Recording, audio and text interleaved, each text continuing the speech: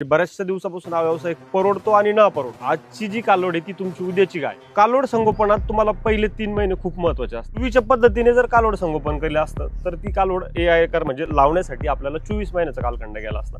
ते आम्ही आता 11 ते 14 महिन्यावर. ब्रीडिंग मध्ये सगळ्यात महत्त्वाचा विषय असा असतो की तुमचं इनब्रीडिंग होतं कामा नये. रील्स बघायचं, कुणीतरी पोस्ट टाकतं 30 गाई 300 लिटर दूध, 40 रुपये भाव, 12,000 रुपये रोज. धंदा, ह्या धंद्यातनं पैसा भेटत नाही असं नाही, हा धंदा खूप प्रॉफिटेबल आहे. मोठ्या घरची पोरगी गरीबा घरी नाही नांदू शकत, तशी गरीबा घरची मुलगी ही मोठ्या घरात जाऊन नांदू शकते. नमस्कार प्रमोदजी. नमस्कार बापूजी. आपण एक प्रवासी या पॉडकास्ट सिरीजच्या माध्यमातून समाजामध्ये असलेल्या तळागाळातल्या ज्या यशोगाथा आहेत त्या समाजापुढे आणण्याचा आणि जे नवीन जनरेशन आहे त्यांना याच्यातून प्रेरणा घेण्याचा एक संधी आपण यातून देतो. की यामागचा मूळ उद्देश हा आहे की आपण बघतो की समाजामध्ये प्रेरक किंवा ज्यांना आपण प्रेरणास्थान मानतो अशा ज्या व्यक्ती आहेत यांच्यासाठी आपण दरवेळेस वॉरेन बफेट किंवा जे मोठे व्यक्ती आहे यांच्याकडे न जाता जे समाजामध्ये आपल्यासोबत दैनंदिन जीवनामध्ये ज्या यशोगाथा आपल्याला बघायला भेटतात त्याच यशोगाथा आपण एक प्रवासी या सिरीजच्या माध्यमातून आणतो. तशीच ही जी तुमची जी यशोगाथा आहे, दूध उत्पादन तसेच त्याप्रमाणे संकरित गायींचं संगोपन, या अनुषंगानं ही जी प्रवास गाथा आहे ही आपण आज समाजासमोर आणतोय. तर यामध्ये सुरुवातीला की दूध उत्पादन तसेच संकरित गायींचं संगोपन या क्षेत्राकडे आज जर बघितलं तर बरेचसे एक चुकीचे अर्थ किंवा यातल्या खूप अवघड आहे असा एक वर्ग तयार झालेला दिसतो आणि शेतकऱ्यांना ह्या गोष्टी खूप अडचणीच्या वाटतात. तर ह्या प्रवासाची, खरं तर मी या प्रवासाला खडतर प्रवास म्हणेल, की या खडतर प्रवासाची सुरुवात आपण कशी केली. नमस्कार शेतकरी मित्रांनो, मी प्रमोद भगवान ताके. मी 2010 साली माझं ॲग्रिकल्चर बायोटेक्नॉलॉजी शिक्षण झालेलं आहे आणि हा माझा भाऊ आहे, हा याचा परिचय देईलच आता नंतर. तर माझं 2010ला शिक्षण ॲग्रिकल्चरमध्ये झालेलं असल्यामुळं आणि ह्या व्यवसायात इंटरेस्ट असल्यामुळं 2013ला माझ्या भावाची डिग्री कंप्लीट झाली. तेव्हापासून आपण हा व्यवसाय एक प्रोफेशनल लेवलला सुरुवात केली आहे. तर 2013 पासून आता 2025 पर्यंत 12 वर्षापासून आपण हा व्यवसाय करतोय. तर आम्ही हा व्यवसाय सुरुवात केली, जास्तीत जास्त आमच्याकडे फक्त 3 गायी होत्या त्यावेळेस. त्या पण वडिलोपार्जित आलेल्या, वडिलांनी काय सांभाळ केलेल्या आमच्या शिक्षणाच्या खर्चासाठी ठेवलेल्या त्या गायी. आणि ते 2013 नंतर जी काही सुरुवात झाली तर आजपर्यंत आमचा जो हा प्रवास आहे, आत्तापर्यंत माझ्याकडे आता 45 गायी आहे आणि मी माझ्या गोठ्यातून 2013 पासून तर आत्तापर्यंत 53 गायी सेल आउट केलेले आहे. तर आपण आता समोर बघूच कसं असते एक त्यांचं मॅनेजमेंट कसं केलं, काय केलं ते. तर यामध्ये की संकरित गायींचं संगोपन करण्यामागं जो मूळ उद्देश आहे हा आपला काय होता बापूजी. नमस्कार. तर संकरित गाई म्हणजे हा जो व्यवसाय होता तर आधी म्हणजे बऱ्याचशा दिवसापासून हा व्यवसाय परवडतो आणि न परवडतो याच्यावरती चालायचा. म्हणजे साधारणतः ज्या पूर्वीपासून चालत आलेल्या गायी होत्या त्या 10-15 लिटरपर्यंत दूध द्यायच्या. मग 15 लिटर दूध देणारी गाय आणि त्याच्यात जर तुम्ही संकरित केलं म्हणजे ब्रीडिंग केलं तर ब्रीडिंगची तीच गाय आपल्याला 25, 30, 35 लिटरपर्यंत दूध देते. तर मग प्रोडक्शन कॉस्टचा जो विचार असतो, 15 लिटरची जी गाय आहे तिला पण 25 ते 30 किलोपर्यंत चारा द्यावा लागतो आणि जी 25 ते 30 लिटरची गाय आहे तिला पण 25 ते 30 किलोपर्यंत चारा द्यावा लागतो. मग दोन्हींचा चारा सारखा द्यावा लागतो. सकस चारा दोघींना जरी दिला, जी संकरित गाय असते त्या तुलनेत ती दूध वाढवते. दूध वाढवल्याच्या नंतर आपल्या जे व्यवसाय समजा जे आपल्याला जो परवडत नाही व्यवसाय तर तिथं तो परवडतो. तर आता सध्या माझ्याकडे ज्या गायी आहेत सरासरी माझं ॲव्हरेज म्हणजे आजचं माझ्याकडे 17 गायी दूध आहे.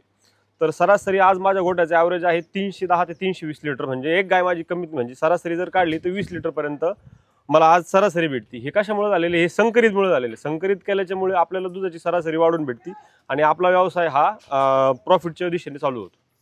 तर यातला जो महत्त्वाचा जो मुद्दा आहे की ह्या संकरित गायींचं जे संगोपनाचं जे मॅनेजमेंट आहे हे आपण कसं पाळता. आता तसं जर बघायला गेलं तर दूध व्यवसाय करताना सगळ्यात महत्त्वाच्या 3 गोष्टी असतात. एक म्हणजे तुमचं सगळ्यात महत्त्वाचं ब्रीडिंग, त्याच्यानंतर फिडिंग आणि त्याच्यानंतर मॅनेजमेंट. तर ह्या तिन्ही गोष्टी ज्यावेळेस तुम्ही पूर्णपणे कराल त्यावेळेसच तुमचा व्यवसाय कुठेतरी तुम्हाला एक सक्सेसकडे जाऊ शकतो. जसं बघायला जर गेलं तर आपल्याला 100 मार्क्सचा पेपर असला आणि जर आपण 85 मार्क्सचा पेपर सोडवला, 15 मार्क्सचा सोडून दिला तरी आपल्याला पेपरमध्ये 85 मार्क्स पडू शकतात. तसं ह्या व्यवसायात तसं नाही. ह्या व्यवसायात जर तुम्हाला 100 मार्क्सचा पेपर असेल तर तो तुम्हाला 100 आउट ऑफ 100 अटेम्प्ट करावा लागतो आणि तेवढ्या याच्यातच हे होतं. याच्यात मायनस मार्किंग जे म्हणतो आपण, नेट सेटला कशी मायनस मार्किंग असते त्या हिशोबात म्हणजे त्या तुलनेत हा व्यवसाय मायनस मार्किंगकडे जास्त चालतो. जर बघायला गेलं तर ब्रीडिंग सगळ्यात महत्त्वाचं आजचं जे हे आहे याच्यात ब्रीडिंगला खूप महत्त्व आहे. आता तुम्ही ब्रीडिंग केली, ब्रीडिंग करताना समजा ब्रीडिंग वगैरे सगळं केलं, पण तुमच्याकडे त्या तुलनेत जर सकस चारा नसेल तर तुमचा ब्रीडिंग केल्याचा काही उपयोग होत नाही. तुम्ही 30 लिटरची जरी गाय असली तुमच्या गोठ्यात, पण तुमच्याकडे जर प्रॉपर ब्रीडिंग नसलं फिडिंग नसलं तर तुम्ही ती गाय 30 लिटरपर्यंत दूध देऊ शकत नाही. त्याच्यानंतर तुमच्याकडे ब्रीडिंग आलं, फिडिंग आलं, पण त्याच्यानंतर तिसरा पार्ट येतो तो मॅनेजमेंट. मॅनेजमेंटमध्ये मग काय होतं, मॅनेजमेंटमध्ये तुम्ही एक ओनर आहेत, समजा तुम्ही 2 माणसं 4 माणसं लावून गोठा त्यांच्या दिला त्यांच्याकडे करायला, आणि तुम्ही सकाळ संध्याकाळ जरी ठेवला तरी ह्याच्यात काय होतं, एक लिव्हिंग ऑर्गन्स आहे. याच्यात काय होतं, संध्याकाळी तुमची गाय चारा खात असली तर सकाळीपर्यंत तिला ताप आला किंवा काय झालं त्यावेळेस तुमचं स्वतःचं ऑब्झर्वेशन पाहिजे. तर मॅनेजमेंटमध्ये काय असतं, जर तुम्ही तुमचा जो प्रोटोकॉल आहे सकाळी उठल्यापासून तर संध्याकाळपर्यंत त्यांचा जो टायमिंग असतो तो टायमिंग तुम्ही पाळला गेलेला पाहिजे. जणण्याच्या आधी जे मॅनेजमेंट असतं, समजा एखादी गाय आहे आपली, आता समजा आपण ड्राय करतोय, ड्राय केल्याच्या नंतर तिला ड्राय करताना घेण्याची काळजी, किंवा जो रेस्ट पिरियड असतो रेस्ट पिरियडमध्ये तिला काय फीड द्यायचं, त्याचं आपल्याला इम्प्लिमेंट कसं होईल, त्या म्हणजे ह्या सगळ्या गोष्टी मॅनेजमेंटमधून आपल्याला त्या मॅनेज करावं लागतं. ज्यावेळेस तुम्ही या तिन्ही गोष्टी एक सोबत कराल त्यावेळेस हा व्यवसाय स्टेप बाय स्टेप तुम्हाला पुढे घेऊन चालतो. यातला बऱ्याचशा ज्या गोष्टी आहेत त्या आमच्या श्रोत्यांसाठी नवीन आहेत. तर यामध्ये ब्रीडिंगचा एक्झॅक्ट रोल काय आहे, आणि त्यात तुम्ही आता जसं सांगितलं की गाय ड्राय करणे, तर हे गाय ड्राय करणे म्हणजे हा नेमकी काय काय प्रोटोकॉल असतो किंवा कसं असतं हे? आता ब्रीडिंगचं तर बंधू सांगतील. आता ड्राय करण्याचा मी एक प्रोसेस सांगतो. काय असतं आपल्याकडे, ज्यावेळेस एखादी गाय दूध देत असती तर ती ज्यावेळेस प्रेग्नेंट असते, प्रेग्नेंट झाल्यानंतर साधारणतपणे ती 6-7 महिन्यापर्यंत तिचं दूध काढावं लागतं. 7व्या महिन्यात ती ड्राय करावं लागते, म्हणजे ती दुधावरनं सोडावं लागते. तर त्यावेळेस काय करावं लागतं तुम्हाला, जर आता ह्या सगळ्या ब्रीडिंग केल्याच्या नंतर काय होतं, सगळ्या गाया हाय मिल्क लेननी दूध देतात. म्हणजे जनरली पूर्वी कसं असायचं, एखादी गाय असायची जी समजा ऑटोमॅटिक गाभण राहिली, 5-6 महिने झाले की ती दूध द्यायचं बंद करायची. तसं यांच्यामध्ये दुधाची कॅपॅसिटी वाढल्यामुळे यांच्या ड्राय ज्यावेळेस आपण काव करतो 7व्या महिन्यापर्यंत त्यांना फीड बंद करायचं, म्हणजे फक्त जे फीड असतं ते बंद करायचं. त्याच्यानंतर ड्राय करायच्या वेळेस पूर्णपणे त्या ड्राय झाल्या की नाही त्याची म्हणजे खात्री करायची, आणि खात्री केल्याच्या नंतर एखाद्या चांगल्या कंपनीचे इंटरमेमरी ट्यूब असतात त्या त्यांना सोडून द्यायच्या.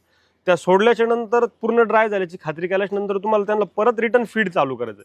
फीड सोबत त्यांना परत सप्लिमेंट द्यायचे, मिनरल्स मिक्सचर द्यायचे, आणि अदर काही तुमच्याकडे कॉम्पोनंट असले ते पण द्यायचे. त्याच्यामुळे काय होतं, पुढच्या येणाऱ्या याच्यात तुम्हाला दूध चांगलं भेटतं. यामध्ये जो सगळ्यात महत्त्वाचा जो मुद्दा येतो तो आहे कालवड संगोपन. कारण ज्यावेळेस आपण बघतो की सुरुवातीचा जो टप्पा असतो, या काळात जर कालवडीचं संगोपन उत्तमरित्या झालं तर ती माझावर लवकर येणे, किंवा त्या संबंधात आपण कसं मॅनेजमेंट असलं पाहिजे, किंवा यातल्या ज्या महत्त्वाच्या ज्या स्टेप्स आहेत किंवा महत्त्वाचे जे टप्पे असतात हे आपण कसे यावर काम करता? हा तुमचा सगळ्यात महत्त्वाचा प्रश्न.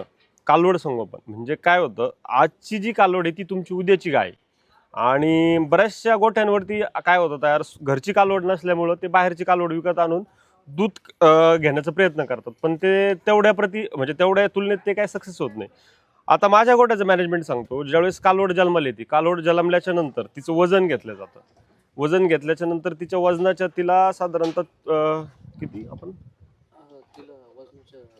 10% आपण तिला चीक पाजतो. म्हणजे झाल्याच्या नंतर त्याच्या 30 किलोची असेल तर 3 लिटर, 40 किलोची असेल तर 4 लिटरपर्यंत आपण तिला चीक पाजतो. कालवड संगोपनात तुम्हाला पहिले 3 महिने खूप महत्त्वाचे असतात. पहिल्या 3 महिन्यात तुम्हाला साधारणतः ती दुधावरती असते, त्यासोबत तिला स्टार्टर द्यावं लागतं. आम्ही पहिल्या दिवसापासून स्टार्टर आणि पहिल्या दिवसापासून तिला पाणी प्रोव्हाइड करतो. भले ती 6-7 दिवसानंतर खाते, पण जर तुम्ही कालवड व्यवस्थित संगोपन केली तर 1 ते 11 महिन्याचा कालखंड असतो. 11 ते 12व्या महिन्यात ती AIला येते. म्हणजे जर पूर्वीच्या पद्धतीने जर कालवड संगोपन केलं असतं तर ती कालवड AI म्हणजे लावण्यासाठी आपल्याला 24 महिन्याचा कालखंड गेला असता. ते आम्ही आता 11 ते 14 महिन्यावरती आलेलो आहे. आता याच्यात खूप सारे टप्पे आहे, जसं की आपल्याला बघितलं तर 1 ते 3 महिन्याचा एक टप्पा असतो, त्यात वेगवेगळ्या प्रकारची काळजी घ्यावी लागते. त्याच्यानंतर 3 ते 6 महिन्याचा एक टप्पा असतो, त्यामध्ये पण एक वेगळं काळजी घ्यावी लागते. 6 ते आणि 12 महिने त्याच्यामध्ये पण एक वेगळे टप्पे असतात. म्हणजे या 3 फेजमध्ये आपल्याला ती कालवड डेव्हलप करायची असते. आणि यात असं असतं, एक जरी फेज मागं पडला, म्हणजे तुमचा 1 महिना रिटर्न पडला, तर तुम्ही पुढे प्रोग्रेस करायला ती कालवड 2 महिने घेते. म्हणजे पहिले 3 महिने हे खूप महत्त्वाचे असतात. तर यातला जो पुढचा मुद्दा जो उपस्थित राहतो तो हा आहे की संकरित गायींच्या बाबतीत जे लसीकरण आहे किंवा आपण बघतो की समाजात ज्या गोष्टी प्रचलित आहेत किंवा शेतकऱ्यांना जे चॅलेंजेस येतात की वेगवेगळे आजार असतील, या संदर्भातलं लसीकरणाचं या व्यवसायातलं जे महत्त्वाचं जे गणित आहे हे नेमकी काय आहे? लसीकरणाचं तर खूप म्हणजे अत्यंत महत्त्वाचं आहे. समजा आता कालवडींच्याच बाबतीत आपण लसीकरणाचा एक विषय सांगतो. ब्रुसलिन ही एक लस असते जी कालवडींना पहिले 3 महिने किंवा 6 महिन्याच्या आत द्यावी लागते. त्याच्यानंतर ती लस तुम्ही देऊ नाही शकत. का? ज्यावेळेस तुम्ही ती लस दिलेली असती तर भविष्यात ती कालवड ज्यावेळेस प्रेग्नेंट राहते किंवा डिलिव्हरीला येते ती कधीच ॲबॉर्शन होत नाही. थोडक्यात म्हणजे आपल्या शेतकरी भाषेत ती गाभडत नाही, तर आपल्या सायंटिफिक भाषेत तिचं ॲबॉर्शन होत नाही. पण तिचं जर ॲबॉर्शन त्यावेळेस जर झालं तर त्यावेळेस तुम्ही कुठलंही लसीकरण केलं तर त्याचा कुठलाही उपयोग होत नाही. ती लस तुम्हाला 1 ते 6 महिन्याच्या आतच ती द्यावी लागते. हा एका लसीचा विषय झाला. आता जर साथीचे आजार घ्याल तुम्ही, आता सध्या लंपीचं खूप प्रमाणात स्प्रेडर चालू आहे. जर तुम्ही कंटिन्यू 2-3 वर्ष व्हॅक्सिन करत गेलं तर तुमच्या गोठ्यातला जो आजार येतो, आजार येत नाही असं नाही, जरी आजार आला तर तो त्या तुलनेत कमी येतो. आता त्यामध्ये जर लसीकरण जर घ्यायला गेलो तर आपल्याकडे लंपी आहे, थायरलिसिस आहे, परत लाळी खरकुते, असे 3-4 प्रकारच्या लसी आहेत ज्या तुम्ही गोठ्यामध्ये प्रोव्हाइड केलं पाहिजे. त्याच्या व्यतिरिक्त समजा बरेचसे गोटे ओपन गोटे असतात, काही ठिकाणी कुत्रे वगैरे जाण्याचे वगैरे चान्सेस असतात, तर त्या ठिकाणी पण तुम्ही रेबीजचं एक व्हॅक्सिन असतं ते पण तुम्ही प्रोव्हाइड केलं पाहिजे. म्हणजे व्हॅक्सिनचं एक अनन्यसाधारण महत्त्व आहे गोठ्यात आणि ते तुम्ही प्रोटोकॉलच्या हिशोबाने केलंच पाहिजे ते व्हॅक्सिन. आता यात तुम्ही चर्चा करत असताना असं सांगितलं की मुक्त गोठा. आता यातला मुक्त गोठा आणि बंदिस्त गोठा यामधला जो महत्त्वाचा जो फरक आहे हा नेमका कसा आहे? बंदिस्त गोठ्याचा आणि मुक्त गोठ्याचा खूप मोठा फरक आहे. म्हणजे सगळ्याच गोष्टीत फरक पडतो. तुमच्या कामाच्या याच्यामध्ये तुम्हाला जे काम करावं लागतं त्यामध्ये. आणि परत तुम्हाला सांगतो मुक्त गोठ्याचा एक बेनिफिट असा असतो की त्यांना 24 तासचा पाणी अवेलेबल असतं आणि त्यांना मोकळी जागा असते. ते हवं तेवढ्या वेळेत ते व्यायाम करू शकतात. याचे फायदे खूप सारे आहेत. जसं की आता आपण यांचं BCS बघू शकतो. BCS म्हणजे बॉडी स्ट्रक्चर स्कोर असतो. तो बांधलेल्या गाईचा आणि मोकळ्या गाईच्या BCS मध्ये फरक पडतो. म्हणजे यांची जी त्वचा असते, स्किन असते, ती एकदम सॉफ्ट आणि तजेलदार असते थोडक्यात. आणि बांधलेल्या गाई जर समजा तुमची 16-17 लिटर दूध देत असेल तेवढ्याच चाऱ्यावरती, तेवढ्याच फीडवरती ती जर गाय तुम्ही मोकळ्या गोठ्यात नेली तर ती गाय 2 ते 3 लिटरनी प्लस होती. म्हणजे अशी खूप एक ना अनेक सारे खूप फायदे आहेत. जसं आता आपण बघितलं ही जी गव्हाण आहे हिच्यात चारा आहे, जर ती बांधलेली असेल तर ती काय करणार, तेवढा पुरता चारा खाणार. यात ती काय होणार, तिला ज्यावेळेस तहान लागणार पाणी पिऊन येणार, परत चारा खाणार. व्यायाम होतो, डायजेशन होतं, बॉडी स्कोर व्यवस्थित असतो, दुधाचं इम्प्लिमेंट होतं, गायची इम्युनिटी वाढती, काल्विंग स्मूथ होते. कारण ज्यावेळेस गाय प्रेग्नेंट असते, ज्यावेळेस ती मोकळ्या सरफेसमध्ये सर्व्हाइव्ह करते त्यावेळेस तिच्या शरीराची पूर्णपणे हालचाल प्रॉपर होते आणि त्यामुळे ती काल्विंगला वगैरे तिला त्रास होतो. तर यामध्ये आपण बघितलं की मॅनेजमेंट झालं, फिडिंग झालं, पण यामध्ये सगळ्यात महत्त्वाचा जो मुद्दा आहे की ब्रीडिंग. तर ब्रीडिंगमध्ये जे बिजाचं सिलेक्शन असेल किंवा आर्टिफिशियल इन्सेमिनेशनसाठी जे आपण बी सिलेक्ट करतो, सिमेन सिलेक्ट करतो, तर यामध्ये कशा प्रकारे ही प्रक्रिया पूर्णत्वाला नेली जाते? आता आपण काय बघतोय, हा जो काय व्यवसाय हा काय एकट्या दुकट्या माणसाने करायचा व्यवसाय नाही. तर याच्यामध्ये जे काय, आता आम्ही दोघं भाऊ आहे, तर आम्ही काम करताना असं केलंय का मॅनेजमेंट आणि फिडिंगचं काम जे काय ते हे बघतं आणि ब्रीडिंगचं जे काय काम आहे ते पूर्णपणे मी बघतो. ब्रीडिंगमध्ये सगळ्यात महत्त्वाचा विषय असा असतो का तुमचं इनब्रीडिंग होतं कामा नये. जर तो आजपर्यंत आपल्या महाराष्ट्रात 1900 किंवा भारतामध्ये अण्णासाहेब पाटील शिंदे कृषी मंत्री होते त्यावेळेस ही HF गाय 1980 साली आली आणि महाराष्ट्रात पण मी म्हणतो त्या पिरियडमध्येच आलेली असेल. पण मग काय झालं की आपल्या इथं हा ब्रीडिंग हा मुद्दा माहीत नसल्यामुळं की ते जे पहिलं सिमेंट्स गाईचं जे सिमेंट्स होतं तेच कालवडीला भरलं किंवा त्याच बुलचं सिमेंट्स तिच्या आईला पण तेच आणि कालवडीला पण तेच भरून ते इनब्रीडिंग झालं. त्या इनब्रीडिंगचा प्रॉब्लेम असा झाला की सोमॅटिक सेल्स काउंट वाढला. सोमॅटिक सेल काउंट म्हणजे तुमच्या गायची मस्टॅटिस होण्याचं प्रमाण वाढलं, लेग स्कोर राहिला नाही, बाकीचे आणखीन तिचे फीचर्स जे होते समजा स्ट्रक्चर वगैरे जे काय डेव्हलप व्हायला पाहिजे होतं ते झालं नाही. तर आता काय झालं आहे की 2019 पासून सॉर्टेड सिमेंट्स याच्यामध्ये अवेलेबल झाले आपल्या भारतामध्ये. त्याच्या अगोदर हे जे काय होतं ते सगळे कन्व्हेन्शनल सिमेंट्सने आपण ब्रीडिंग करायचो.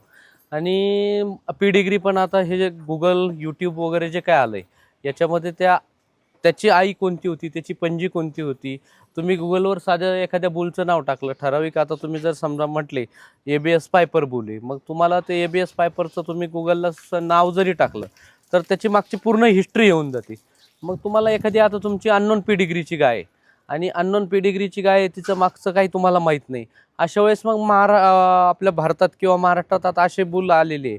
मिडनाईट म्हणून एक NDDB बुल इम्पोर्ट केला आहे 40432 जर्मनवरून. त्या बुलची पूर्ण जगामध्ये कुठंच पेडिग्री मॅच नाही होत. मग तो बुल जर तुम्ही भरला तुमच्या गाईला तर मागचं सगळं तिचं रेकॉर्ड पुसून जातं आणि तिथून पुढचं रेकॉर्ड तुमच्यापर्यंत यायला सुरुवात होऊन जाते. आणि ते रेकॉर्ड आल्यानंतर काय करायचं की तुम्ही ते जे काय सगळं मेंटेन केलं आहे रेकॉर्ड, मग पुढच्या वेळेस तिला भरायच्या वेळेस आता जर समजा तुम्ही जरी 40432 भरलाय पण मग तो एखादा फीचर्समध्ये कमी आलाय का, त्याचं लेग स्कोअर कमी, सगळ्यात महत्त्वाचा विषय काय आहे का त्या गाईला तुम्ही जास्तीत जास्त झोपे जर तुम्हाला गाईचे काढायचे असेल तर तिचा सगळ्यात पहिला जो मुद्दा आहे तो लेग स्कोअरवरती येतो. तिचे पाय जेवढे सक्षम असतील तेवढे ती वेत जास्त देऊ शकते. ब्रिडिंगचा विषयच असा आहे. मग आता जर समजा तिचं मागचं याला तिची ऑर्डर थोडीशी खाली आली, मग पुढच्या वेळेस तुम्ही बुल भरताना असं सिलेक्शन करायचं की तिचं ऑर्डरवरती आलं पाहिजे. एखादीचं लेग स्कोअर कमी आहे तर तिचं लेग स्कोअर वरती काम झालं पाहिजे. एखादी गाय जास्त दूध देते 35, 40, 50 लिटरपर्यंत, पण मग तिला कंटिन्युअसली मस्टॅटिस होतोय, तर मग तिला पुढच्या वेळेस भरताना असा भरायचा की त्याचा मस्टॅटिस रेजिस्टन्स बुल भरायचा. हे कधी होणार आहे, ज्यावेळेस तुम्ही अभ्यास करणार आहे, त्याच्यात अपडेट होणार आहे, त्याचं रेकॉर्ड ठेवणार आहे, त्यावेळेस हे तुम्हाला लक्षात येत चालणार आहे शेतकरी लोकांना पण मास्टर. आणि ब्रीडिंगचे फायदे तर काय भरपूर पण आहे, कारण जी ब्रीडची गाय तुम्ही साधी पेडिग्री जरी दाखवली तरी शेतकरी तुम्हाला 25-30 हजार जास्तीत जास्त 1-1 लाखापर्यंत पण पैसे जास्त देऊन जात आहे आता. त्याच्यामुळं तुमचं आर्थिक गणित सुधारतं आहे, तुमच्या दुधाचं जे प्रोडक्टिव्ह लाईफ आहे ते पण जास्त दिवस मिळतं आहे. प्रोडक्टिव्ह लाईफ हा विषय असा आहे की एखादी गाय जर तुमची सरासरी 22 लिटर दूध देते व्याल्यानंतर आणि ती तुम्ही आठवता किती लिटरवरती, म्हणजे तिच्या 305 दिवसातलं तुमचं ॲन ॲव्हरेज निघलं जातं. पहिलं आपल्या भारतात किंवा महाराष्ट्रात जे काय होतं ते सगळे 2,500-3 हजार लिटरपर्यंत होतं. आज माझ्या गोट्याचे जे काय समजा 305 दिवसाचं ॲव्हरेज आहे ते 6-6.5 हजार लिटरवरती आता गेलं आहे. ते ब्रिडिंगमुळं गेलं आहे. तर यामध्ये सगळ्यात महत्त्वाचा जो दुसरा मुद्दा उपस्थित राहतो तर तो आहे की गाय व्याल्यानंतर तिचा जो दुधाचा कालखंड आहे हा, याचं जर समजा आपण तुलना करायची ठरवली की ज्या सद्यस्थितीला ज्या शेतकऱ्यांकडे ज्या संकरित गायी अवेलेबल आहेत आणि आपल्या गोठ्यात ज्या संकरित गायी अवेलेबल आहेत, याचा फरक एक्झॅक्टली कसा आपण मांडू शकू? आता आपलं ब्रिडिंगवरती काम केल्यानंतर आता आपल्याकडे जवळजवळ 4थं जनरेशन चालू आहे. आपण फर्स्ट जनरेशनला जे काय काम केलं होतं ते पहिलं गाईच्या स्ट्रक्चरवरती काम केलं आहे. सेकंड जनरेशनला आपण थोडंसं दुधावरती काम केलं आहे. तिसऱ्या जनरेशनला बाकीचे ट्रेड्स म्हणजे जे काय ऑलराऊंडर बुल होते ते भरले आणि आता 4थ्या जनरेशनला आपण परत दुधावरती आलो आहे. मग आपण जे काय भरताना असं भरलं होतं की जास्तीत जास्त फर्स्ट आणि सेकंड जनरेशनला ऑलराऊंडर बुलचं जे सिलेक्शन होतं ते केलं होतं. त्याच्यामध्ये सगळ्यात महत्त्वाचा मुद्दा होता प्रोडक्टिव्ह लाईफ गाईचं. गायने व्याल्यानंतर आपल्याला काही 40 लिटर दूध दिलं पाहिजे असा विषय नव्हताच आपला. आपण ब्रिडिंगवर काम करताना सगळ्यात महत्त्वाचं तिथं 305 दिवसाची काय सरासरी आहे ते बघून आपण ते ब्रीड भरलं. त्याच्यामुळं आपलं जे दुधाचं जे सरासरी होती ती चांगली मिळाली. आणि शेतकरी करताना काय डॉक्टर येता भरून जाता, ती काय बघत नाही कोणतं भरलं काय, मग त्याच्यात इनब्रीडिंग झालं, ब्रीडिंग झालं, तिचं प्रोडक्टिव्ह लाईफ काय काहीच बघत नाही. त्याच्यामुळं मग आपल्याकडं तो एक ब्रीडिंग केल्यामुळं तो एक फायदा झाला आहे की आपलं प्रोडक्टिव्ह लाईफ सुधारलं आहे गाईचं. आता यातला जो पुढचा मुद्दा जो उपस्थित राहतो तर तो असा आहे की यामध्ये जसं तुम्ही हॅलो, ते माझा इंटरव्ह्यू चालू आहे. यातला पुढचा मुद्दा जो उपस्थित राहतो तो हा आहे की जसं तुम्ही सांगितलं की जो व्हेटरनरी प्रॅक्टिशनर आहे याचा ज्या वेळेस शेतकऱ्यांच्या गोट्यावर, कारण यामध्ये आपण असं जर बघितलं की सर्वसाधारणपणे शेतकऱ्याची जी डिपेंडन्सी आहे ती व्हेटरनरी डॉक्टरवर जास्त बघायला भेटते. तर यामध्ये शेतकऱ्यांसाठी ज्या महत्त्वाच्या किंवा जमेच्या बाजू आहेत जे व्हेटरनरी प्रॅक्टिशनरनी सांभाळल्या पाहिजेत, किंवा जसं तुम्ही सांगितलं की संकरित गायीच्या संगोपनातलं जे ब्रीडिंगचं जे महत्त्व आहे, तर यासाठी जे व्हेटरनरी प्रॅक्टिशनर आहे यांनी काही डॉक्युमेंटेशन किंवा जसं तुम्ही वेगवेगळ्या ज्या टप्पे सांगितले ब्रीडिंगमधले, तर यावर कसं काम झालं पाहिजे? आता व्हेटरनरी प्रॅक्टिसर जे आहे त्यांनी आता मोबाईलसारखा अपडेट व्हावं लागतं. जसं आपल्याकडं 1G पासून आतापर्यंत 5G पर्यंत गेलो आहे आपण, किंवा मोबाईल पण त्यांचे first generation, second generation, third generation असं अपडेट होत आलंय. तसं व्हेटरनरी डॉक्टरांनी पण आता जे काही जगात चालू आहे, समजा आज तुम्ही जर अमेरिका, डेन्मार्क, जर्मन या देशांचा जर विचार केला तर आज तिथं 100 लिटरपर्यंत गायी गेली आहे. आणि त्या गायी कशा सस्टेनेबल तिथं झाल्या आहे. आणि आता ते बुल आपल्या महाराष्ट्रात किंवा भारतात यायला सुरुवात झाली. मग आता त्यांना पण त्या बुलला किंवा त्यांच्या बुलपासून ज्या काय कारोडी तयार होणार आहे, तर पहिला व्हेटरनरी डॉक्टरांनीच तो अभ्यास केला पाहिजे की हिचं फिडिंग किंवा मॅनेजमेंट हा जो काय आहे तो त्यांनी स्वतः जाऊन अपडेट व्हावं आणि मग त्यांनी थोडं थोडं करून शेतकऱ्यांना अपडेट करावं. यात महत्त्वाचा जो मुद्दा आहे की महाराष्ट्र शासन असेल किंवा कृषी विभाग असेल, पशुसंवर्धन विभाग असेल, तर हे जे विभाग आहेत ज्यांचा गोवंश संगोपन यामधला जो महत्त्वाची जी कामगिरी आहे ती या विभागांची असते. तर त्या प्रकारचे काही प्रोग्राम या संकरित गायींच्या संगोपनासाठी हे गव्हर्नमेंट घेतं का आपल्यासाठी? घेतं, गव्हर्नमेंट घेतं आहे. आणि आपले जे काही समजा LDO वगैरे आहे आपलं, आता पूर्ण भारत देशामध्ये जवळजवळ 5 गव्हर्नमेंटचे सिमेंट स्टेशन आहे. एक आपल्या इथं जवळच राहुरीला सिमेंट स्टेशन आहे. तर तिथे आता मागच्या 2 वेळेस समजा सुरुवातीला त्यांनी डेन्मार्कवरून काही इम्पोर्टेड बुल आणले आणि त्याच्यानंतर जर्मनवरून पण इम्पोर्टेड बुल आणले. इथे जवळजवळ 100 एकरामध्ये त्यांनी 100 कोटीचा प्रोजेक्ट केला आहे. आणि घेत आहे, गव्हर्नमेंट घेत आहे. फक्त आपण त्यांच्यापर्यंत जाऊन अप्रोच व्हायचं आहे. आपण गव्हर्नमेंटच्या डॉक्टरला जाऊन विचारलं की कोणता नवीन बुल आला आहे, काय आला आहे, त्या लोकांना माहीत असते पण आपण त्यांच्यापर्यंत पोहोचत नाही. आणि ते तरी एका जवळजवळ 5-6 गावाला एक LDO असतो आणि LDOला काम व्हॅक्सिनेशन बाकीचे भरपूर असतात. त्याच्यामुळं ते आपल्यापर्यंत नाही पोहोचू शकत, आपल्याला त्यांच्यापर्यंत पोहोचावं लागणार आहे. तुम्ही त्यांच्यापर्यंत पोहोचले तर ते 100% तुम्हाला मदत करतातच. ओके. यातलं सगळ्यात महत्त्वाचा जो मुद्दा आता उपस्थित राहतो की व्यवसाय सुरू करण्यामागचा शेती असेल किंवा गायीचं संगोपन असेल, यातलं महत्त्वाचं जे आहे ते आहे अर्थकारण. कारण आपण आज जर बघितलं तर समाजामध्ये अशा बऱ्याचशा गोष्टी आपण बघतो की दूध व्यवसाय परवडत नाही किंवा त्यामध्ये जे नुकसानीचं जे प्रमाण आहे हे खूप जास्त आहे. तर या व्यवसायातलं नेमकं अर्थकारण आपण कसं जपलं पाहिजे किंवा एक प्रॉफिटेबल बिझनेस हे आपण कसा होऊ शकतो तर याबद्दल आपलं काय मत आहे? मुळात बघायला गेलं तर हा व्यवसाय कागदावरती लिहून प्रॉफिट आणि लॉस याच्यात हा व्यवसाय बसत. आता बऱ्याचशा समजा आपण बघतो, आता सध्या सोशल मीडियाचं युग चालू आहे. रील्स बघायचं, कोणीतरी पोस्ट टाकतं 30 गाई 300 लिटर दूध, 40 रुपये भाव, 12,000 रुपये रोज. मग महिन्याचे किती झाले? 3,60,000 रुपये. मग 81 वजा केले, 81 आपल्याला शिल्लक राहतात. म्हणजे आपण नाही म्हणत का तो थोडक्यात तो एक आजच्या ट्रेडला किंवा आजच्या याला तो एक थोडक्यात दिखावा झालेला आहे. धंदा, ह्या धंद्यातनं पैसा भेटत नाही असं नाही, हा धंदा खूप प्रॉफिटेबल आहे. आता माझं जर एक्सपेन्स्ट्रक्चर बघितलं किंवा माझं जे इन्फ्रास्ट्रक्चर आहे हे पूर्णपणे मी या व्यवसायावरतीच उभं केलेलं आहे. आता याच्यातलं आर्थिक गणित तुम्हाला थोडक्यात सांगतो. यामध्ये असं असतं, हा व्यवसाय पूर्णपणे सेट व्हायला तुम्हाला 3 वर्ष लागतात.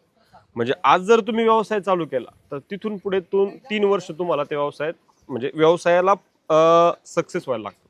तर आर्थिक गणिताचा विषय असा असतो. आता शेतकरी असो किंवा कुठलाही व्यावसायिक असो, जर तुम्ही व्यवसायाला कर्ज घेतलं किंवा व्यवसायाला घरातनं पैसा घेतला तर तो 100% पैसा तुम्ही तो व्यवसायात लावला पाहिजे. म्हणजे थोडक्यात काय होतं, एखादा शेतकरी, आता मी माझ्या व्यवसायाविषयी उदाहरण देतो. तुम्ही जर 10 गायी घेतल्या, तुमच्याकडे 10 गायीची जर कॅपॅसिटी असली, तुम्ही 10 गायी बाजारातून लोन काढून घेतले, फॉर एक्झाम्पल 10 लाख रुपये लोन घेतला, 10 गायी तुम्ही त्यात गायी घेतल्या, गोठा घेतला, सगळं घेतलं. पण त्या पिरियडला जर तुम्ही चाऱ्याचं नियोजन नाही केलं तर तुम्ही हे जे सगळं इन्फ्रास्ट्रक्चर केलेलं आहे हे लॉसमध्ये जाणार आहे. तसं ट्रेडिंगचा बिझनेस असला तर तुम्ही ट्रेडिंग मार्केट शांत झालं, तुम्ही तोपर्यंत शांत बसू शकता. या व्यवसायात तसं नाही. या व्यवसायात तुम्हाला एकदम स्टेप बाय स्टेप करावं लागतं. तुमच्याकडे जर 10 लाख रुपये भांडवल असेल तर तुम्ही त्याच्यातल्या 5 ते 6 लाख रुपये गायीला इन्व्हेस्टमेंट केले पाहिजे. 2-2.5 लाख रुपयेपर्यंत तुम्ही इन्फ्रास्ट्रक्चर, आणि सुरुवातीला तुम्ही 2-2.5 लाखाचा तुम्हाला चारा अवेलेबल करावा लागतो. म्हणजे हा व्यवसाय तुम्हाला कंटिन्युअली म्हणजे चालू ठेवावा लागतो. सायकल जी असते, म्हणजे 5-6 गायी आहे, तुमच्यातली जी सायकल आहे ती सायकल ब्रेकडाऊन नाही झाली पाहिजे. जर सायकल ब्रेकडाऊन झाली तर तुम्ही लॉस येणार. लॉस आले का तुमची व्यवसायाबद्दलची मानसिकता ही निगेटिव्ह होऊन जाणार. आणि एकदा कुठलाही व्यवसाय असो, तुम्ही जर निगेटिव्ह मानसिकतेत गेले तर तो व्यवसाय कधीच सक्सेस होऊ शकत नाही. जर तुमच्याकडे जर कॅपॅसिटी 10 गायी घ्यायची तर तुम्ही सुरुवातीला 6 गायी घ्या. ज्यावेळेस त्या 6 गायी पीक पिरियडला असतात, कॅपॅसिटीनं दूध देतात, तोपर्यंत तुम्ही त्या मागच्या 4 गायींचं चाऱ्यांचं नियोजन करा. ज्यावेळेस तुमच्याकडे पुढच्या गायी थोड्या स्लो होतात त्यावेळेस तुम्ही आणखी 2 गायी घ्या. म्हणजे मग तुमची जी सायकल आहे ती कंटिन्युअसली वर्किंगमध्ये राहते. आणि सुरुवातीचे 3 वर्ष माझं तर असं म्हणणं आहे, 3 वर्ष तुम्ही व्यवसायातला पैसा बाहेर काढूच नका. तो पैसा पूर्णपणे व्यवसायात लावा, म्हणजे तो पैशाचं पूर्णपणे युटिलायझेशन होईल.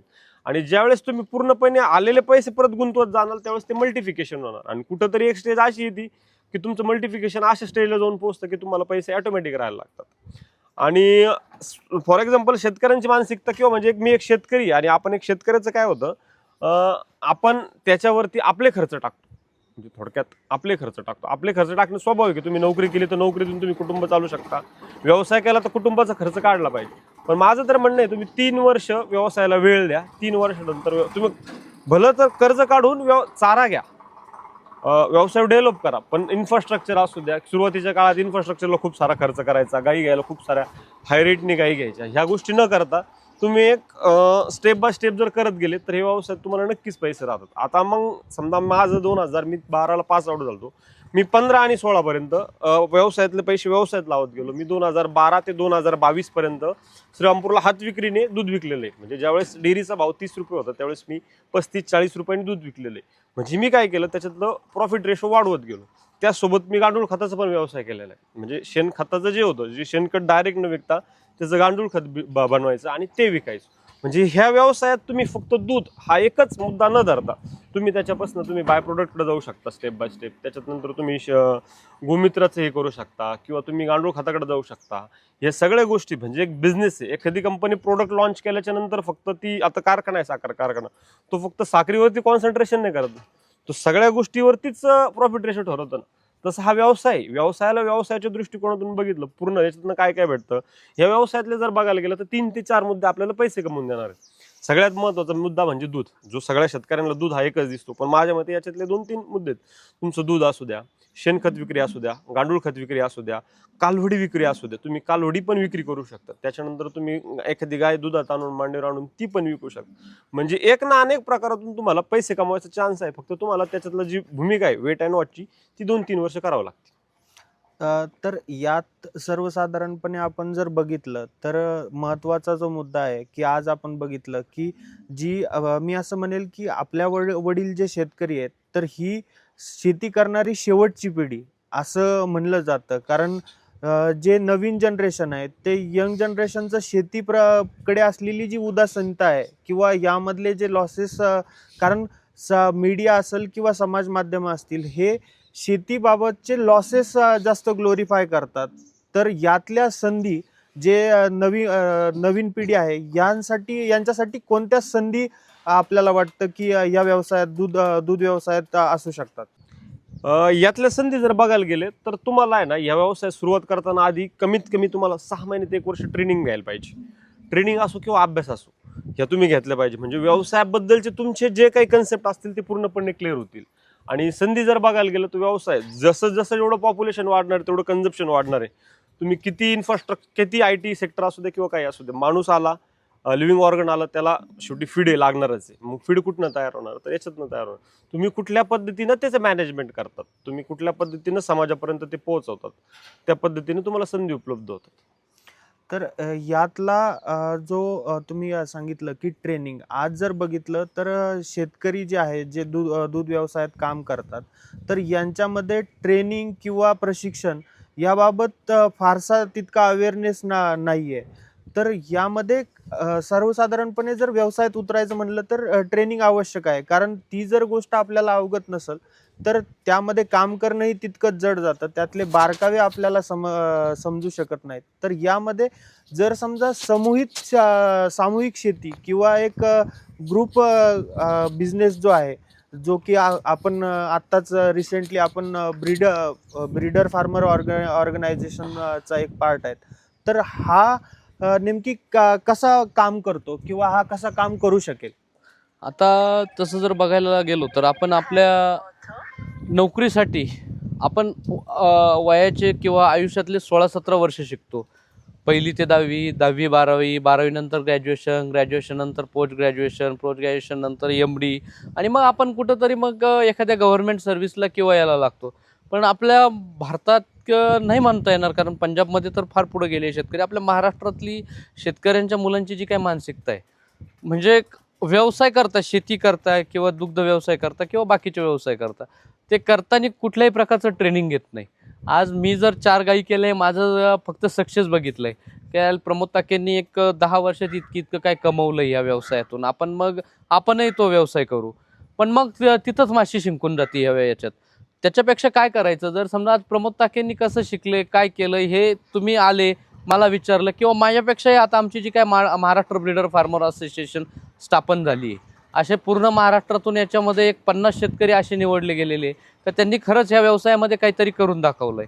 तर मुलांनी किंवा जे काही समजा व्यवसाय करू इच्छित आहे याच्यामध्ये, तर त्यांनी सुरुवातीला आता हरियाणा, पंजाब किंवा आपल्या महाराष्ट्रातले पण काही तज्ज्ञ मंडळी आहे, डॉक्टर शैलेश मदने सारखे एक डॉक्टर आहे का जे ट्रेनिंग देता किंवा शिकवता, आणि ते काय कुठल्या प्रकारचंही तुमच्याकडून मानधन वगैरे घेत नाही, कारण त्या माणसांनाही त्याची वाटतंय की कोणीतरी या व्यवसायात काहीतरी करावं म्हणून. तर तुम्ही त्यांना विचारलं पाहिजे, जे काही सक्सेस झाले त्यांना त्याच्यातले खाचेखोचे विचारले पाहिजे.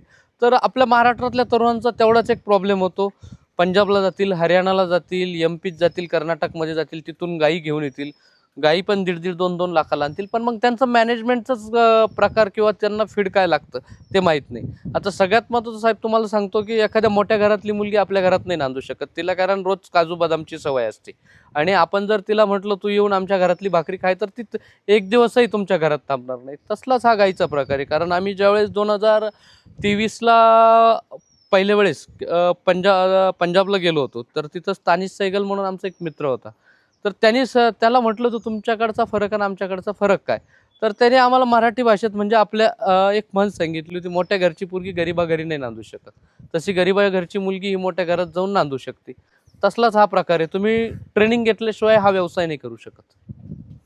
तर या संबंधातले जे प्रशिक्षण आहेत, तर हे आपल्याकडं आपण पुरवतो का? की जसं तुम्ही सांगितलं की महाराष्ट्र ब्रीडर फार्मर ऑर्गनायझेशन हे जे आहे ते या संदर्भातलं, कारण यामध्ये दुग्ध व्यवसायाकडे जे नवीन येणारं जनरेशन आहे यांच्यासाठी तुम्ही जसं सांगितलं की ट्रेनिंग हा महत्त्वाचा मुद्दा आहे, तर अशा प्रकारचे ट्रेनिंग हे आपण पुरवता का? आम्ही स्वतः तर नाही पुरवत बरं का, पण मग आमची जी काय महाराष्ट्र ब्रीडर फार्मर असोसिएशन आहे, हेच आम्ही 1 महिना 2 महिन्यातून एखाद्या चांगल्या वक्त्याचं किंवा एखाद्या डॉक्टरचं किंवा चांगल्या जाणकाराचं ऑनलाईन सेशन घेतो, किंवा दर शुक्रवारी आमची सिरीज असते.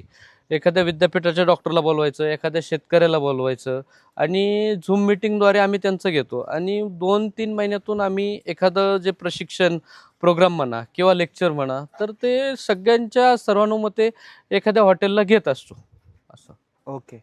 याच्यातला जो आपण आता शेवटाकडे जातोय, तर यातला महत्त्वाचा जो मुद्दा आहे की आज जर बघितलं तर हा दुग्ध व्यवसाय जो आहे हा लोकसंख्या आधारित आहे. कारण यातला जो मेन प्रोडक्ट जो आहे तो आहे दूध. तर यामध्ये आज जर बघितलं की सर्वसाधारणपणे जे अर्बन पॉप्युलेशन आहे हा आपला मेन कस्टमर बेस आहे.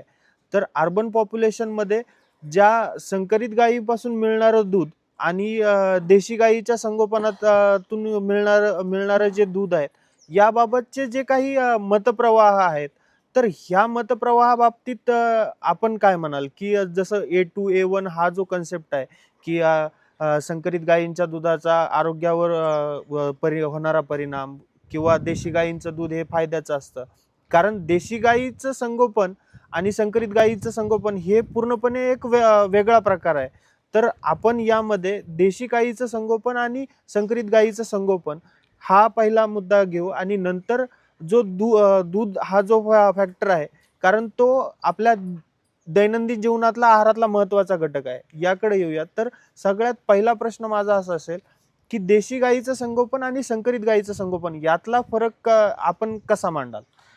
तुम्ही महत्त्वाच्या मुद्द्याला हात घातलाय साहेब. आता ह्या तर काय झालं, आता हा मुद्दा परत येऊन ठेपलाय ब्रिडिंगवरती. आपल्या देशी गायींचा जो प्रॉब्लेम काय झालाय तो ब्रिडिंगचा झालाय. आपल्या गावामध्ये पहिले कळप असायचे, एक 50 कळप, एखाद्या पाटलाची इथं 50 गायी, 100 गायी, 200 गायीपर्यंत पण पाटलांकडे गायी असायच्या. शेती मोठी असायची, ते शेणखतासाठी ठेवायचे. पण त्या पहिल्या जे काय आपले जे काय माणसं होते त्यांनी तो ब्रिडिंगचा विचारच केला नाही.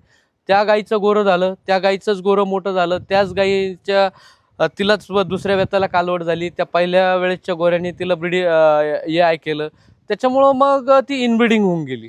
मग इनब्रिडिंग झाल्यामुळं ती आई जरी 10 लिटर दूध देत होती तर तिची जी कालवड होती ती 7-8 लिटरवर येऊन ठेपली, किंवा तिला मास्टायटिस झाला, किंवा तिचं प्रोडक्टिव्ह लाईफ नाही मिळालं, तिला डॉटर कन्सेप्शन नाही मिळालं, तिला हिपर कन्सेप्शन नाही मिळालं, असे एक एक गोष्ट होत गेली. त्याच्यामुळं काय झालं, आपली जी देशी गाई जी काय होती, जी पुढं जायला पाहिजे होती, ती आपण अभ्यास न केल्यामुळं ती मागं पडून गेली. आणि ही जी HF गाय आहे, HF मुळात ही भारतातली गायच नाही आहे. HF किंवा जर्सी झालं, हे दोन्हीही इम्पोर्टेड आहे. आणि काय झालं, त्यांनी बाहेरून गायी आणल्या, किंवा बुल आणले, किंवा सिमेंट्स आणले, आणि ते जे काय परदेशातील लोक होते, अमेरिका पकडा, डेन्मार्क पकडा, जर्मन पकडा, त्या लोकांनी पिडिग्र्या जपल्या त्यांच्या. त्यांनी काय केलं, जर 100 गायींचा कळप असेल, सुरुवातीला आर्टिफिशियल इन्सेमिनेशन अवेलेबल नव्हतं, मग ते समजत माझ्यासारख्याचा एखादा गोठा असेल, किंवा तुमच्यासारख्याचा गोठा असेल, माझ्याकडे 100 गायी आहे आणि तुमच्याकडे एखादी 30 लिटर चांगली दूध देणारी गाय आहे, आणि तिच्याकडं तिने जर एखादा खोंड दिला आहे, आणि त्या खोंडाची आणि तुमच्या गायींचा कुठलाही रक्तातला संबंध नाही आहे, मग मी तुमच्या गोठ्यात जाणार, तो घेऊन येणार, आणि त्यांनी एक लॉट काढून घेणार, आणि परत त्याच्यानंतर परत सर्चिंगमध्ये असायचो की कुठं काय. मग त्यांनी असं करत करत ते ब्रीडिंगवर गेले. मग त्यांना त्याच्यामुळं ते दूध वाढ मिळाली, बाकीच्या गोष्टी मिळाली, आणि दूध वाढल्यामुळं तर पैसा साहजिकच मिळणार आहे, शेवटी अर्थकारण येणारच आहे. आणि आपलं देशी गाईमध्ये ब्रीडिंग नाही झालं, त्याच्यामुळं आपलं जे काही दुधाचं प्रमाण होतं ते कमी झालं, त्याच्यामुळं साहजिकच आपलं अर्थकारण कमी होत होत गेलं. त्याच्यामुळं आपली देशी गाय ही थोडक्यात लोप पावत चालली. आता तुम्ही ब्राझीलचंच पकडा, आपल्या कच्छ प्रदेश आहे गुजरातमध्ये, तिथून त्यांनी गीर घेऊन गेले. आज त्यांनी गीर जास्तीत जास्त 135 लिटरपर्यंत नेली. तिथं का केलं, का त्यांनी ब्रीडिंग केलं. आज तुम्ही जर बघितलं यूट्यूबला वगैरे, तर सगळ्यात जास्त दूध देणारी गाय ही गिरलँडो आहे. का त्यांनी नाव इथलंच ठेवलं आपलं, फक्त ब्रीडिंग केलं म्हणून ते लोक गिरला तिथपर्यंत घेऊन गेले. तसं आपल्या महाराष्ट्रात किंवा भारतात जर विचार केला, तर देशी गाय जर प्रॉपर ब्रीडिंग झालेली असेल तर ती आजही 24-25 लिटर दूध देते, मग ती परवडते सांभाळायला. मग हा असा फरक झाला. हा सगळ्यात महत्त्वाचा मुद्दा ब्रीडिंगवरतीच येऊन टिपतो परत.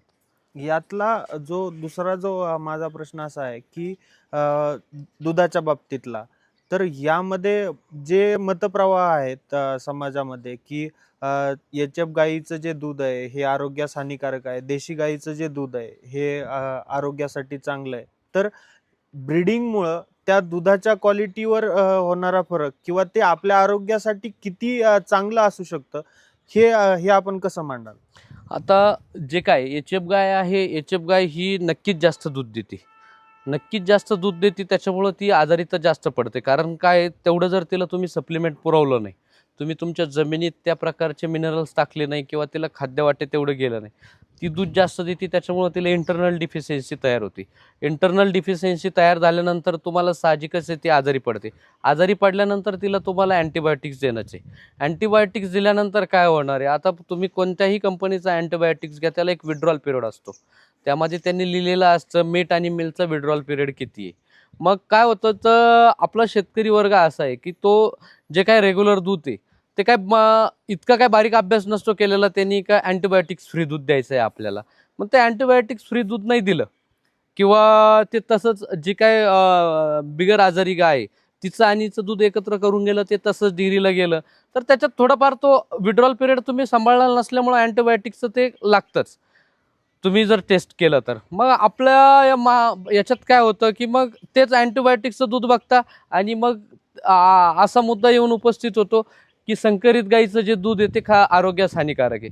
त्यातील जे काय समजा तज्ज्ञ मंडळी असतील, हे असतील, ते विश्लेषण करून जर सांगितलं का शेतकऱ्यांनाही तुम्ही अँटीबायोटिकचं दूध वेगळं द्या, याचं दूध वेगळं द्या, हे इतके दिवस तुम्ही दूध डेअरीला टाकू नका, किंवा मग अँटीबायोटिक्सचं जे काय दूध आहे, आता शेतकरी काय तो लॉस नाही पचवू शकत दूध घरी ठेवून, मग ते अँटीबायोटिक्सचं दूध तुम्ही वेगळं टाका, त्याच्यावर वेगळी काहीतरी प्रक्रिया करा, अँटीबायोटिक्स फ्री करा, आणि मग पुढे पाठवा. तसं दूध हे सगळ्या गायींचं सारखं असतं. साहेब, हा फार महत्त्वाचा मुद्दा मांडला आहे तुम्ही, कारण मध्ये हा विषय झाला होता की संकरित गाईचं जे काही दूध आहे ते डुकराच्या आणि गाढवाच्या संकरापासून तयार करण्यात आलं आहे. तर मला काय त्याच्या जास्त एवढं डीप नाही जायचं आहे त्या गोष्टीत, पण मग गाय ही गायच आहे. तुम्ही आज भारत देशाचा जर विचार केला तर आपला राष्ट्रगीतातच म्हटलंय की ही विभिन्नता आहे आपल्या भारत देशाची. पण तुम्ही ज्या एरियात जाल त्या प्रकारची गाय तुम्हाला बघायला मिळते. आज तुम्ही आपल्या महाराष्ट्राचाच विचार करा, तुम्हाला इथं लाल कांदारी बघायला मिळते, खिलार बघायला मिळते, गीर पण बघायला मिळते, गावरान बघायला मिळते. तुम्ही इकडं अकोल्याच्या एरियामध्ये गेले तर तिकडं तुम्हाला डांगी बघायला मिळते, थारपारकर आहे. असे भरपूर काही प्रकार आपल्या भारत देशामध्ये ते विभिन्नतेने नटलेले. ती प्रत्येक गाय दूध देते. तशी ही जी याचे पाणी जो जर्सी आहे हा काय आपल्या भारतातला प्रकार नसल्यामुळं आपल्या इथं त्याच्याबद्दल थोडीशी साक्षरता कमी आहे, एवढंच मी म्हणेन तुम्हाला. यातला पुढचा जो मुद्दा येतो की विक्री व्यवस्थापन, की सगळ्यात महत्त्वाचं जे आहे की यामध्ये आपण जे प्रोडक्शन घेतो हे जर याची विक्री व्यवस्थापन जर व्यवस्थित प्रकारे झालं नाही तर यामध्ये सगळ्यात महत्त्वाचा जो फॅक्टर येतो तो आहे की बिझनेस लॉस. आणि परिणामतः काय होतं की काही कालावधीनंतर त्या व्यवसायाबाबतची उदासीनता तयार होते आणि नंतर शेतकरी असेल किंवा तो जो व्यवसाय करणार आहे तर तो हा व्यवसाय मधून विड्रॉल होतो.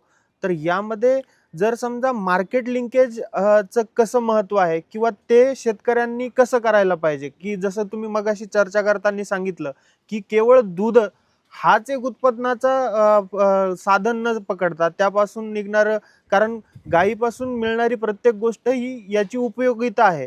की जसं की प्रमोदजींनी सांगितलं की अन्न जे गायीला जे फिडिंग करतात त्याचं जर मॅनेजमेंट व्यवस्थित असेल तर अँटीबायोटिक्सचा जो फॅक्टर आहे तो आपण एलिमिनेट करू शकतो, कारण तिच्या ज्या गरजा आहेत त्या हे करता येतात. तर यामध्ये मार्केट लिंकेज आपण कसं करू शकतो किंवा यामधले महत्त्वाचे टप्पे काय असले पाहिजेत? म्हणजे यात असं आहे, तुमचा गोठ्याची कॅपॅसिटी जर तुम्हाला क्वांटिटीत जर तुमचं प्रोडक्शन असेल तर तुम्हाला डेअरीला दूध देऊन पण परवडतं. म्हणजे काय होतं, प्रोडक्शन भरपूर असतं त्या हिशोबात तुम्हाला पैसे चांगले भेटतात. पण जर तुमचं एक 10-12 गाईपर्यंत जर गोठा असेल तर माझं असं म्हणणं आहे, तुम्ही एक 2-4 मित्रांचा ग्रुप असला पाहिजे, ज्यांनी तुम्ही एखाद्या शहरात मार्केटिंग केली पाहिजे. ठीक आहे, शहरात मार्केटिंग तुम्हाला नाही शक्य झालं तर तुम्ही थोडंसं बाय प्रोडक्ट गेलं पाहिजे.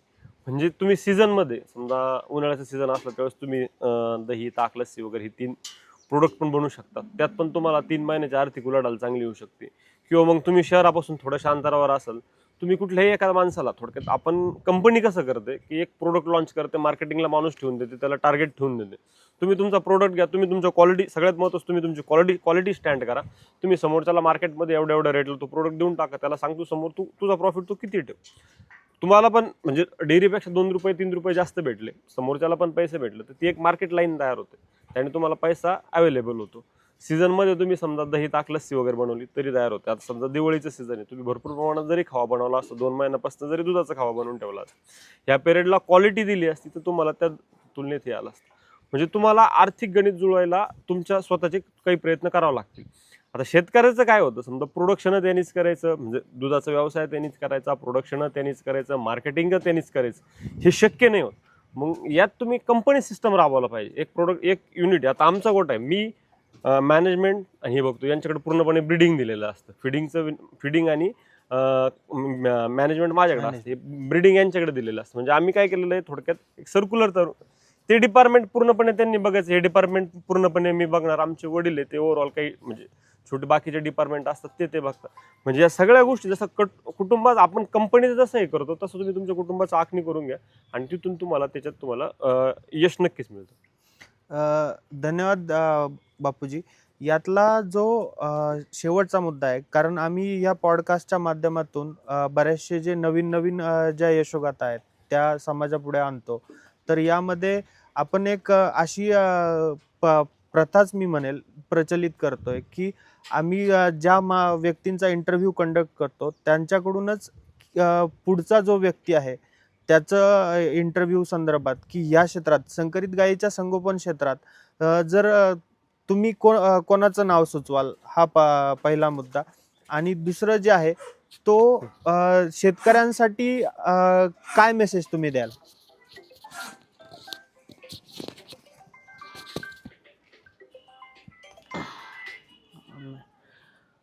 तर याच्यामध्ये तुम्हाला एक कोणीतरी गुरु असतो. कोणताही व्यवसाय करा किंवा शिक्षण घ्या, आपण गुरु तर करतोच. तसं आमच्या ह्या व्यवसायामधले आमचे जे काही गुरु आहेत ते बाबासाहेब पवार आहेत. आमच्याच गावातले शेतकरी. काय झालं 2013ला याची वाईन टेक्नॉलॉजी ही डिग्री कंप्लीट झाली आणि याचा MBAला नंबर लागला बापूचा. आणि मी कुठंतरी धडपड करत होतो, काहीतरी करायचं. मी मार्केटिंग करत होतो एका सीड्स कंपनीमध्ये. आणि मग त्यांनी सहज ते मित्र असल्यामुळं ते म्हटले की आता MBA करणार, कुठंतरी नोकरी करणार, तर मग तुमची जर तयारी असेल तर मग तुम्ही या व्यवसायात येऊ शकता. मग त्यांनी आम्हाला एक स्पॉट बघून दिला दुधाचा. मग गाई घेण्यासाठी मदत केली, सगळ्या गोष्टी व्यवस्थित. त्यांनी आजही 13 वर्ष झाले, आज त्यांचं वय 50 वर्ष आहे. पण मग ते इतके क्रिएटिव्ह आहे की एखाद्या तरुणाला लाजतील इतके क्रिएटिव्ह आहे. कोणतीही नवीन गोष्टीची शिकण्याची आवड आमच्या अगोदर ते हजर असतात. महाराष्ट्रात किंवा भारतात कोणता बुल नवीन येतोय आपल्या इथं, तर तो आमच्या अगोदर त्यांना माहीत असतं. त्यांचं शिक्षण जास्त नाही, पण शिकण्याची फार जिद्द आहे त्यांच्याकडं. तुम्ही आज एखादी पेडिग्री जर गाईची वाचायला लावली, एखाद्या बुलची वाचायला लावली, तर आपल्याला कळणार नाही. पण ते पहिलं सांगतील हिचं सोमॅटिक सेल्स किती आहे, हिचं डॉटर कन्सेप्शन किती आहे, हिचं SCR किती, सगळं व्यवस्थित सांगतात. ते आमचे गुरु आहे या व्यवसायामधले. तर आम्ही त्यांच्याकडं एक प्रेरक व्यक्तिमत्व म्हणून बघतो. ओके, नक्कीच आपण पुढचा जो पॉडकास्ट आहे हा एक प्रवासीच्या ज्या प्रवास गाथेतला पुढचा पॉडकास्ट आपण नक्कीच त्यांचा घेऊयात. पण यातला शेतकऱ्यांसाठीचा किंवा जर शेतकऱ्यांना जर आपल्या गोठ्यावर यायचं असेल तर हे आपण कसं करू शकतो आणि शेतकऱ्यांसाठी आपण काय मेसेज द्याल? शेतकऱ्यांनी नक्कीच गोठ्यांना व्हिजिट दिल्या पाहिजे. ठीक आहे, आज माझ्या गोठ्याला जरी शक्य नाही झालं तर तुमच्या एरियामध्ये जो काही चांगलं काम करतोय, जो हे 3 मुद्दे ब्रीडिंग फिडिंग मॅनेजमेंट, जो माणूस काम करतोय, तुम्ही त्याचं सर्चिंग केलं पाहिजे. किंवा आता ही आमची जी काही संस्था आहे महाराष्ट्र ब्रीडर फार्मर असोसिएशन, ही सगळ्या सोशल मीडियावरती पण आहे. तुम्ही त्यातील कोणत्याही व्यक्तीला जर कॉल केला तर ते तुम्हाला माझंच नाही, ते तुमच्या आसपास समजा संगमनेरचे व्यक्ती असतील, त्यांना माझ्यापर्यंत यायचं शक्य नसेल तर तिथं आमचे रविभाऊ असे, रामनाथ वदके, पलीकडे अकोल्याला माणिकराव पांडे, त्यांचा गोठा बघू शकता. किंवा तुम्ही सातारा, सांगली, कोल्हापूर, धाराशिव तिकडे गेलं तर आमच्या महाराष्ट्र ब्रीडर फार्मरचे अध्यक्ष जे काय संजय सालगुडे पाटील, आज त्यांच्याही 200 गायींचा गोठा आहे. आणि तुम्ही शेतकऱ्यांनी आमची जी काय ही नवीन आम्ही संस्था स्थापन केली आहे महाराष्ट्र ब्रीडर फार्मर असोसिएशन, तुम्ही सगळ्यांनी येऊन तिला अप्रोच व्हावं, तिला जॉईंट व्हावं. त्याच्यात तुम्हाला सगळे काही जे काही प्रोग्राम आहे, सेमिनार प्रोग्राम, ते सुद्धा बघायला मिळतात. आणि आमच्या गोट्यावर तर या शेतकऱ्यांचं नक्कीच स्वागत असेल. माहिती केव्हाही देऊ आपण, त्याची काही अडचण नाही. यातला आपला गोठा नेमकी कुठं आहे हे एकदा आपल्या प्रेक्षकांना आपण सांगावं. आपला जो गोठा आहे तो ॲटपोस्ट उंदीरगाव, तालुका श्रीरामपूर, जिल्हा अहिल्यानगर इथे आहे.